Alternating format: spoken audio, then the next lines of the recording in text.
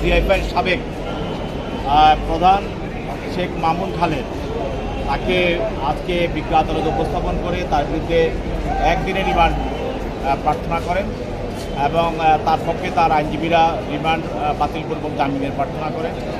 আমরা প্রসিকিউশন পক্ষে এই আসামিকে জিজ্ঞাসাবাদ, যেহেতু এটা হত্যা মামলা, এই আসামিকে আরও জিজ্ঞাসাবাদ করার জন্য আমরা একদিনের রিমান্ডের পক্ষে যুক্তি উপস্থাপন করি। বিজ্ঞ আদালত উভয়ের বক্তব্য শুনে তার বিরুদ্ধে একদিনের রিমান্ড মঞ্জুর করে তাকে জিজ্ঞাসাবাদ করার জন্য তদন্তকারী কর্মকর্তার কাছে ন্যস্ত করেন। 72 ঘন্টা ময়েশ্চার লক সমৃদ্ধ লিলি বডি ওয়াশ, শিয়া বাটারের গুডনেস স্কিন রিপেয়ার করে রাখে সফট ও গ্লোয়িং। প্রাথমিক অবস্থায় মিরপুর থানার একটা মামলায় 3 দফায় ওনাকে 15 দিন রিমান্ড নিয়েছেন। আবার বিশেষ করে পল্টন থানার মামলায়, বিশেষ করে আপনারা সেই মামলায় আবার রিমান্ড চাওয়া হয়েছিল। বিজ্ঞ আদালত সন্তুষ্টির 3 দিন মঞ্জুর করেছেন। 3 দিন রিমান্ড কমপ্লিট হওয়ার পরে আবার আজকে রিমান্ড চেয়েছেন, আজকেও আবার 1 দিন রিমান্ড দিয়েছেন।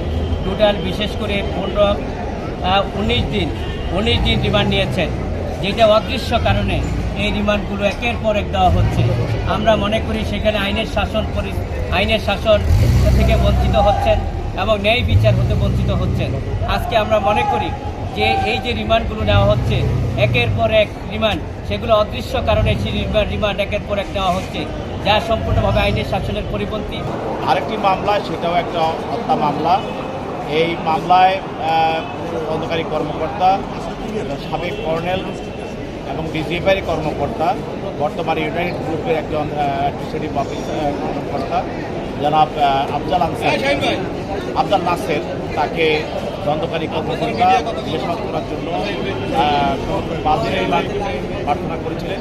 বিজ্ঞ আদালত 2 দিনের রিমান্ড মঞ্জুর করে তাকে জিজ্ঞাসাবাদ করার জন্য, তার পক্ষে তার আইনজীবী ছিল, তার বক্তব্য সবার বক্তব্য শোনার পর তাকে 2 দিনের রিমান্ড মঞ্জুর করে তাকে জিজ্ঞাসা করার জন্য তদন্তকারী কর্মকর্তার হাতে। বিশেষ করে আইয়ুব সাহেবের পক্ষ থেকে নির্দিষ্টভাবে কোনো কিছু উপস্থাপন করতে ব্যর্থ হয়েছেন। সুতরাং তারা রিমান্ডে নেওয়ার জন্য রিমান্ড নিয়েছেন, আর বিজ্ঞ আদালতও রিমান্ড দিয়ে দিচ্ছেন। যেখানে আজকে আপনারা দেখেছেন প্রাক্তন স্পিকার শিরিন শারমিন চৌধুরী জামিন লাভ করেছেন, আর আজকে আমাদেরকে রিমান্ড দেওয়া হচ্ছে। আমরা মনে করি এক দেশে 2 আইন থাকতে পারে না, যা সম্পূর্ণভাবে আইনের শাসনের পরিপন্থী। আমরা মনে করি যে ন্যায় বিচারের স্বার্থে আইনের শাসন প্রতিষ্ঠা করার জন্য আমাদেরকে জামিন দিতে হবে, তাহলে ন্যায় বিচার প্রতিষ্ঠিত হবে এবং মানুষও আইনের প্রতি আস্থা থাকবে এবং বিশ্বাস থাকবে।